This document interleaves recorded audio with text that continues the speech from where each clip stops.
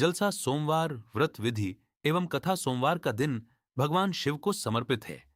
इस दिन श्रद्धा और नियम से व्रत रखने पर भोलेनाथ शीघ्र प्रसन्न होते हैं और भक्त की मनोकामनाएं पूर्ण करते हैं। विवाह में आ रही बाधाएं, संतान संबंधी कष्ट, आर्थिक समस्याएं और मानसिक अशांति सब दूर होती हैं। सावन या किसी भी मास के सोमवार को यह व्रत समान फलदायी माना गया है। व्रत की विधि प्रातः ब्रह्म मुहूर्त में उठकर स्नान करें और स्वच्छ वस्त्र धारण करें।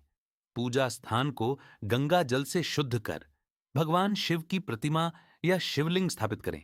पूजन सामग्री में गंगा जल, दूध, दही, शहद, घी, शक्कर, बेलपत्र, सफेद पुष्प, चंदन, धूप, दीप और नैवेद्य रखें। सबसे पहले शिवलिंग पर गंगा जल अर्पित करें। इसके बाद दूध, दही, शहद, घी और शक्कर से पंचामृत अभिषेक करें। अभिषेक करते समय ओम नमः शिवाय मंत्र का निरंतर जाप करें। इसके पश्चात बेलपत्र अर्पित करें। ध्यान रखें कि बेलपत्र खंडित न हो और उल्टा न रखा जाए। चंदन, पुष्प अर्पित कर धूप दीप जलाए और शिव आरती करें। अंत में अपनी मनोकामना प्रार्थना के रूप में व्यक्त करें। व्रत रखने वाला व्यक्ति दिन भर फलाहार कर सकता है या केवल जल ग्रहण कर सकता है। नमक का सेवन न करें। मन, वचन और कर्म से पवित्रता बनाए रखें। सोमवार व्रत कथा। प्राचीन समय में एक नगर में एक धनी साहूकार रहता था। उसके पास धन संपत्ति सब कुछ था, पर संतान सुख नहीं था।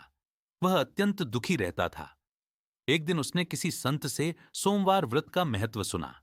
उसने निश्चय किया कि वह पूर्ण श्रद्धा से प्रत्येक सोमवार व्रत करेगा। वह नियमित रूप से भगवान शिव की पूजा करता और कथा सुनता। उसकी सच्ची भक्ति से प्रसन्न होकर भगवान शिव ने उसे पुत्र रत्न का आशीर्वाद दिया। कुछ वर्षों बाद एक ज्योतिषी ने भविष्यवाणी की कि बालक की आयु अल्प है। माता पिता चिंतित हुए, पर उन्होंने व्रत और पूजा में कोई कमी नहीं की। जिस दिन बालक की आयु पूर्ण होने वाली थी, उस दिन भी उन्होंने विधि पूर्वक सोमवार व्रत किया। उनकी अटूट आस्था से प्रसन्न होकर भगवान शिव प्रकट हुए और बालक को दीर्घायु का वरदान दिया। इस प्रकार जो भी श्रद्धा और विश्वास से सोमवार व्रत करता है, उसके जीवन के संकट दूर होते हैं और सुख समृद्धि प्राप्त होती है।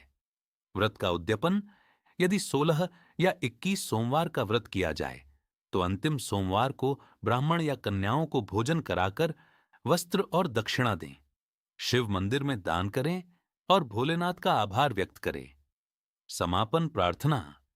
हे भोलेनाथ, जैसे आपने अपने भक्तों की रक्षा की, वैसे ही हमारे जीवन में भी सुख, शांति और समृद्धि प्रदान करें।